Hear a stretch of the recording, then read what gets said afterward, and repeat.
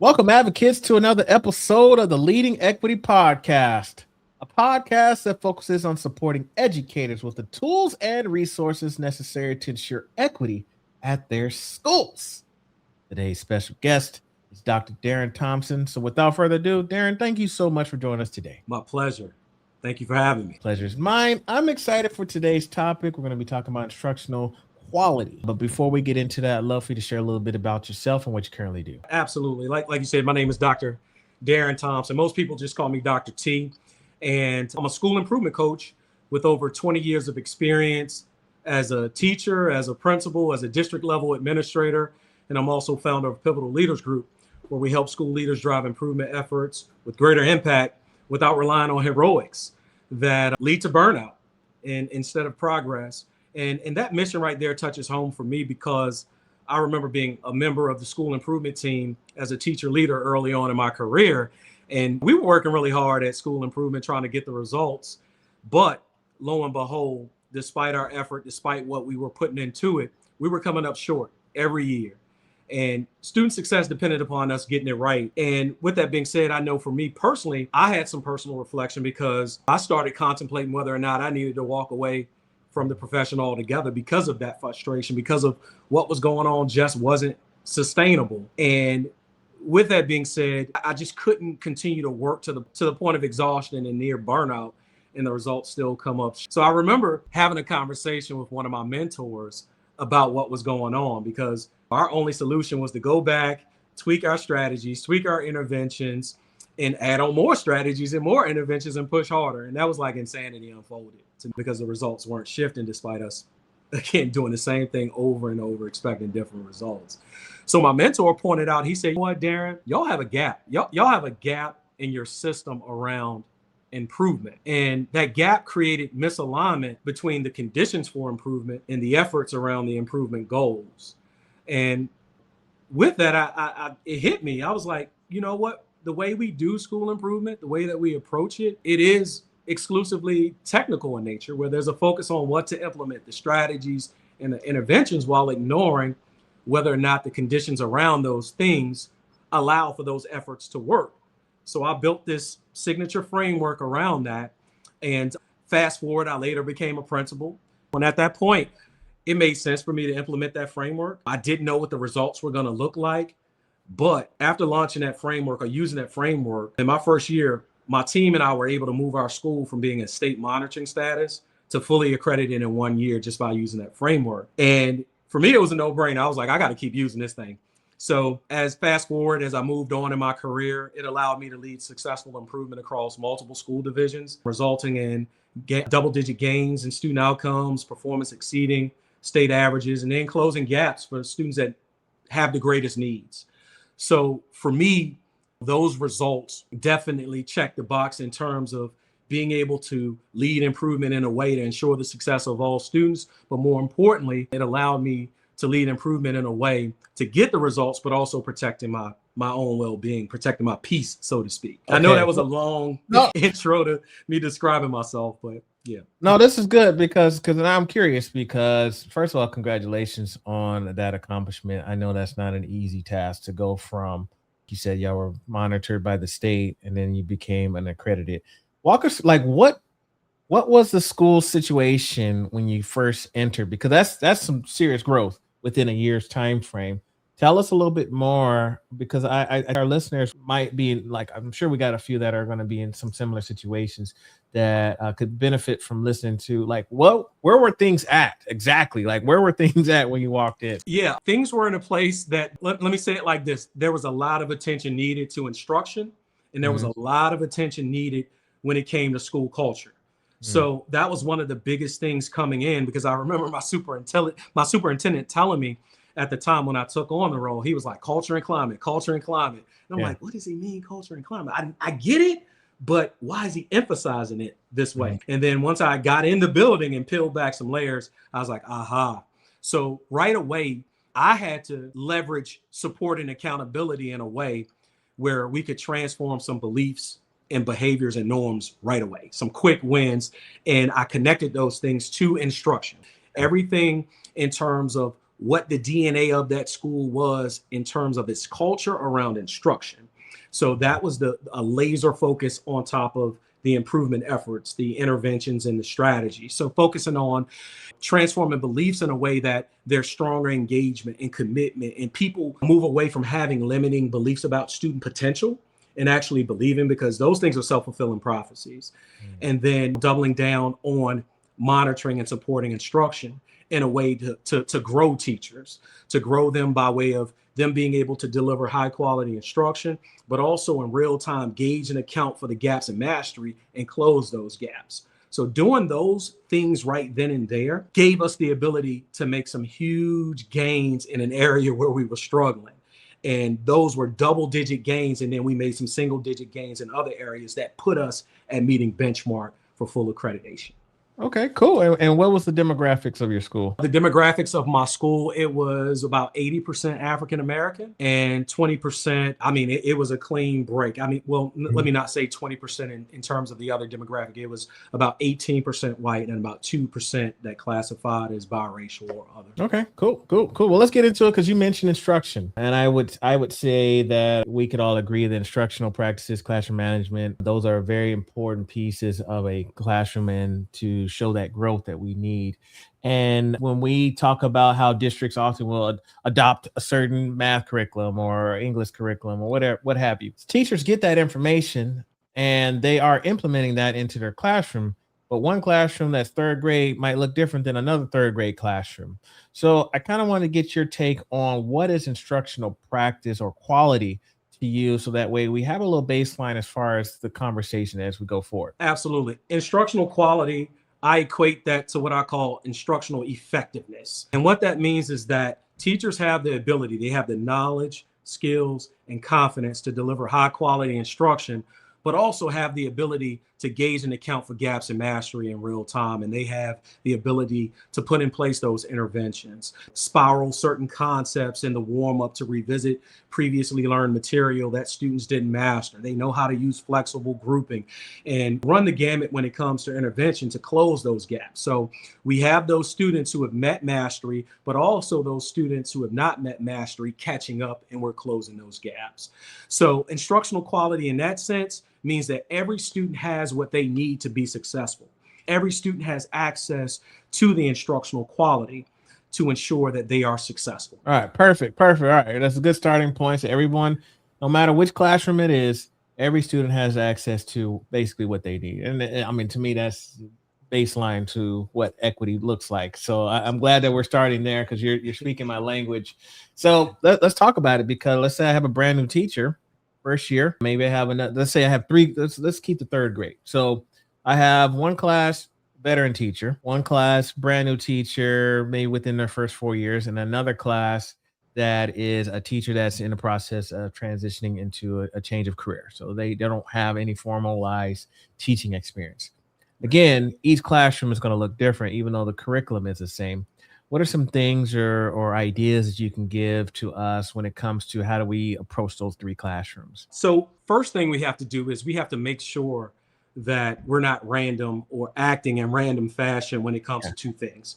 And that's professional development and also growth producing feedback. And I'll start with growth producing feedback. We can't reserve giving feedback to teachers to those times when a teacher is on evaluation or cycle for that year. And then we walk away, never have a conversation about growth, never have a conversation about practice with that teacher after that. We may pop into that classroom, looks good, looks great, but we're not seeing the needle move in terms of it being good or great in that regard. So there needs to be more intentionality when it comes to growth producing feedback, where as an instructional leader, that is embedded in your repertoire in terms of your everyday practice, your week to week practice in terms of I'm getting in classrooms, I am providing support and feedback to help great teachers become rock stars or to help a novice teacher become a great teacher. But the ultimate goal is to have all of those teachers become rock stars. And that comes by way of providing ongoing growth producing feedback and not waiting till a teacher is on evaluation to give them feedback to help them grow. And coupled with that feedback or that observation that you conduct, there must be some follow-up, because if we identify some deficits and we give that teacher some suggestions and some feedback to help them improve practice, We need to ensure that they are implementing it and that we're not missing the mark in terms of whether or not they need some additional support to layer on and implement those strategies and suggestions that suggestions that we're giving them. And when we talk about random professional development, for me, professional development can't be one of those things whereas it sounds good, it sounds nice, it sounds something that worked at another school, but not connected to the realities of my school. I get up in front of my staff and I deliver that PD. What that feels like to teachers, in my experience, it feels like something's being done to them. They're being told to try something. But my take on it is that we have to leverage things like teacher-led ed camp opportunities, where there are a menu of options offered when we talk about professional development offerings that meet the needs that teachers have, that connect to the realities inside of the school. And the teacher-led element is the fact that they get a chance to hear from their colleagues. So it's real to them. They're hearing something that's working, connected to the experiences right inside of their building. So instead of it feeling like something's being done to them, they're a part of it. They're connected to it. And that increases buy-in and investment. And that's when you start to get a return on that investment in professional development, in my opinion, based upon my experience. Okay, so the PD I heard needs to be intentional, and you also want to utilize your teachers.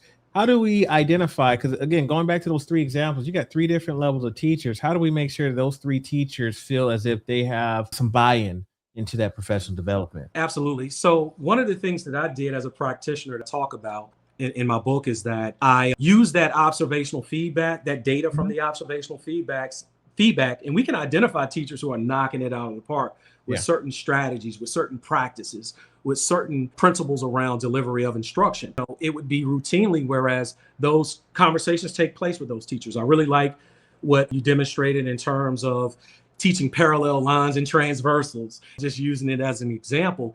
I would share that there are some colleagues in the building that would definitely benefit from hearing with them, and then invite them to an opportunity to present at our next staff meeting. And that's where the ed camp concept comes in.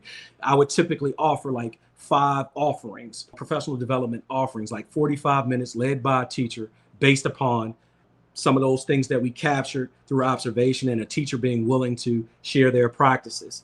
And then one of the other pieces when it comes to that is based upon teachers' need. Teachers have the opportunity to fill out a survey and say, hey, this is what I need help with. Or in those coaching conversations and in those feedback conversations, we're able to identify the needs of our staff in terms of how we can build capacity and help them out. So those are 2 ways we identify what offerings we're going to provide in terms of that ed camp, that teacher-led ed camp model. So those are just 2 examples. Oh, that's good. That's good because my brain is going as at the end of the day, this is very teacher focused. Your PD is very teacher focused. I know sometimes district will say, "Oh, we got this new curriculum, so we got to here's the professional development." I mean, there's certain things you can and cannot do. But when it comes to the intentionality of your school and working with them, you're getting a lot of feedback through observations and then also through surveys. Those are great. So here's a question that I have then, because I talk to principals and they say, I just don't have the time to go and observe every classroom beyond maybe 10, 15, 20 minutes, maybe. How do you utilize your admin team to effectively do the observation so that you can gather that feedback that you need? So there's a structured process as a school leader, when I was a principal, that I utilized, and I called it a 3x1 feedback loop. Okay. And it was a norm and it was a non-negotiable for our admin team. It was a collective commitment we had that every week we would conduct 3 informal walkthroughs at a minimum, and then 1 formal observation at a minimum, in terms of what we do within a week. So that set up the structure for us to get into classrooms routinely. And then it also provided us with enough bandwidth, because it wasn't just one administrator conducting observations and giving feedback. It was a norm amongst the entire team, including me as the principal, to go in and provide feedback, growth producing feedback on an ongoing basis to teachers. Okay, so what does that look like? So I do an informal observation. Is there a follow-up? Is the administrator meeting with the teacher afterwards? Are they writing them a letter? Like what happens afterwards? Absolutely. Within 48 hours for a walkthrough, or a mini is what some people call them. Within 48 hours, it was a collective commitment amongst us as a team to get back with that teacher and provide some feedback. Not in the form of, a sticky note posted on a desk. Great job, good lesson. No, it was very intentional, focusing on some of our instructional priorities. We had specific look fors. We had specific areas that, hey, we have to improve here and get this right because student success hinges upon it, right? So we would give feedback tailored in that fashion based upon those look fors, based upon those instructional priorities. And we use that lens for walkthroughs. And then for formal observations, it couldn't be any longer than 5 days was the max. And that was the division standard. And just about every division I've worked in where I am in terms of like 5 days max for feedback from a formal observation. And so same with that in terms of letting the look fors and the instructional priorities guide that conversation. And that conversation, whether it was a walkthrough or whether it was a formal observation, that there was another layer to that conversation as well. If we're talking to a novice teacher, it's more directive in nature. It would be more directive in nature, sort of guiding them in terms of where they needed to be. But when it was a veteran teacher or a teacher with some experience, we tried to take the approach initially of being facilitative and coaching, and that having a more of a coaching lens in that regard to evoke reflection, use questions to evoke reflection, and have the teacher arrive at a conclusion or arrive at how they could elevate practice. And now if they were struggling, we wouldn't leave them on that island in that conversation and let them fumble through trying to sort out what they needed to do next. We would guide and jump in and be a little more directive once we started noticing that. So that was the norm in terms of how we provided feedback to our teachers, and making sure that we were all in line in terms of what we were looking for and the type of feedback we were giving teachers. Okay. So again, sounds great. Tell me about your teachers. How did they receive this process, the way things are going? What was the feedback you're getting from your teachers? Well, I was shocked because, and I'm not trying to talk about any predecessor that was at a building Okay. before Okay. me, Okay. but every building that I came in and led as a principal, it was new to them. They were not used to getting feedback as frequent, and they were not used to getting timely feedback either. And they were not used to getting feedback that was very intentional and feedback that aligned to instructional priorities. And so it was a surprise and it was new to them, but they saw the benefit. And it was like, we really appreciate this. The response and how it was received was, we've never gotten this. We appreciate it because we can see it help improve practice. And then when we look at the data, we see the needle moving where we want it to move. I'm not going to say that every single classroom ended up being a classroom where every kid was just knocking it out of the park. It was some work. We had to go back. There were certain teachers we had to provide some additional support, whether that was technical assistance, whether or not that was coaching, whether or not that was access to some additional materials and resources to help them improve. I hope that helps answer that question in terms of what we were talking about. Yeah. It makes sense. And again, goes back to being intentional. So let's say you said thinking from an equitable lens, you might have some teachers that don't need as much hand holding, if you will, while others do, like you said, maybe some tech support or maybe some, I don't know, assessment type of support, classroom management, what have you. So those things make sense. So yeah, I hear the answer in the question. So thank you. Let me ask you this, because again, we talked about quality instruction needs to take place within each classroom. So no matter if this student goes to this third grade class and they move to the next third grade class and the next third grade class, they're still getting a quality instruction that they need. What other strategies were you providing to teachers to ensure that each student is getting their needs met? Yeah. So really my focus, or the focus that we had as a team on school improvement, creating the conditions around the technical work of school improvement, largely focuses on or heavily emphasizes what to implement. Again, going back to strategies and interventions. So for me, we had to double down on the conditions around those efforts to make sure that those things could actually thrive.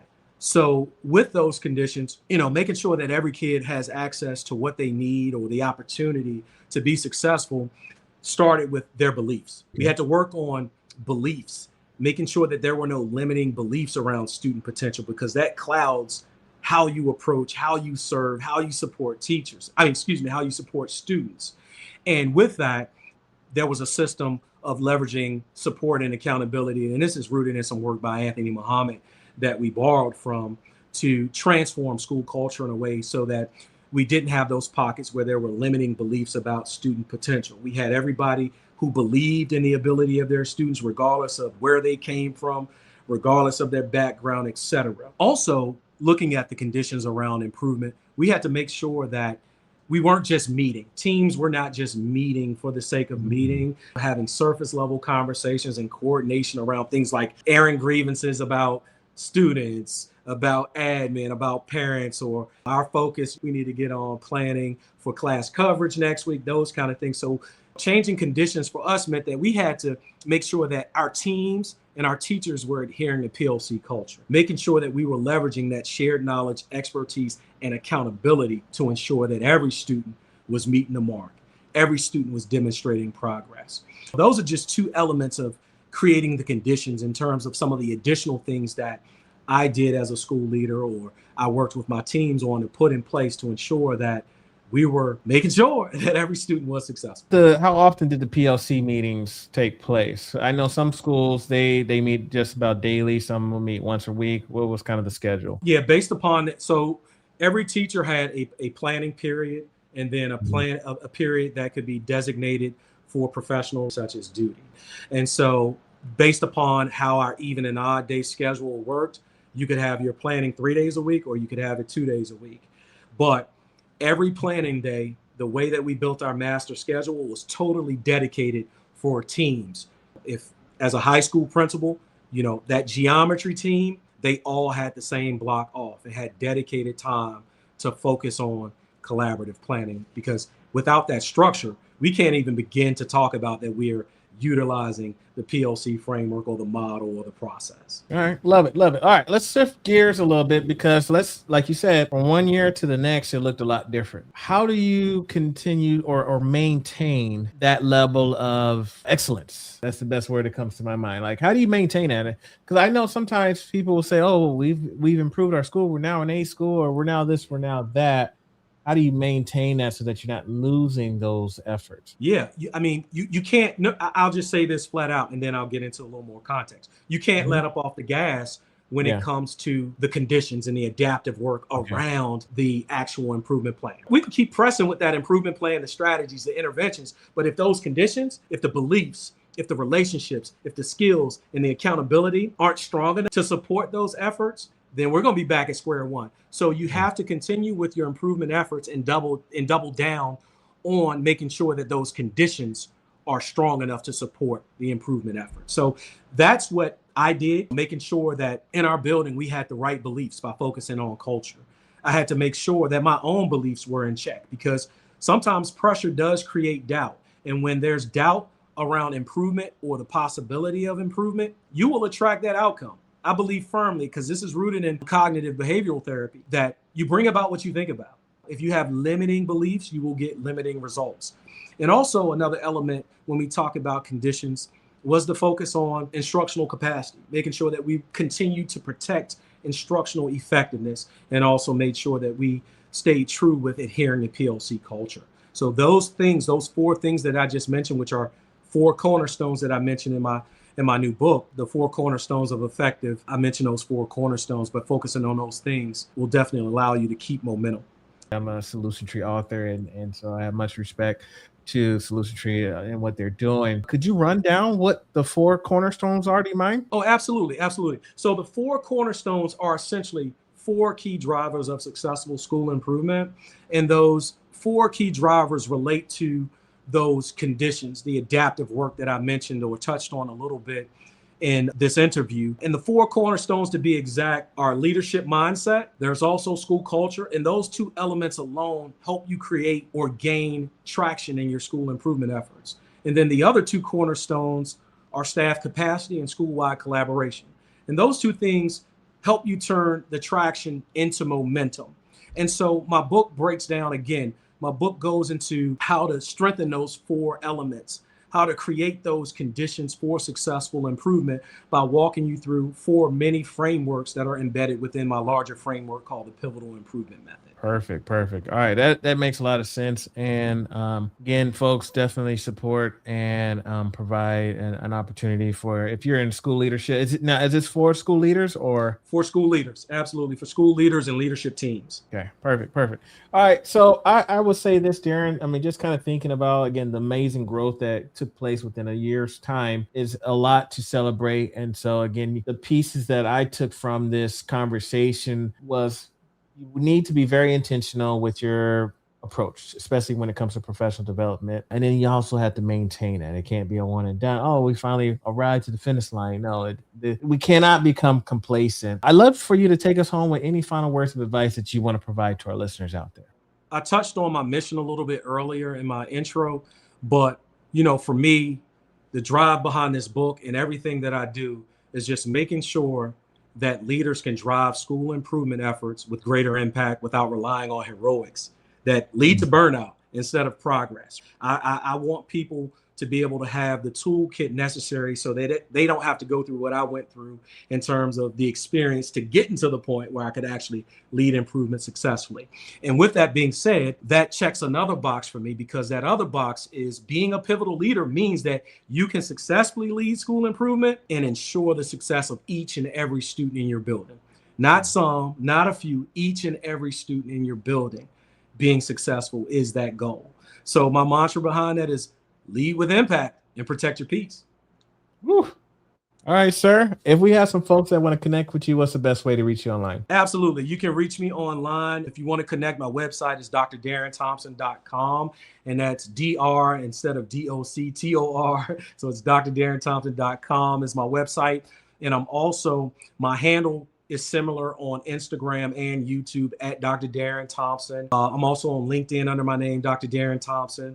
And if you're interested in my book, The 4 Cornerstones of Effective Schools, it's available on Amazon and also available through my publisher, Solution Tree, and that is solutiontree.com/Ford Cornerstones.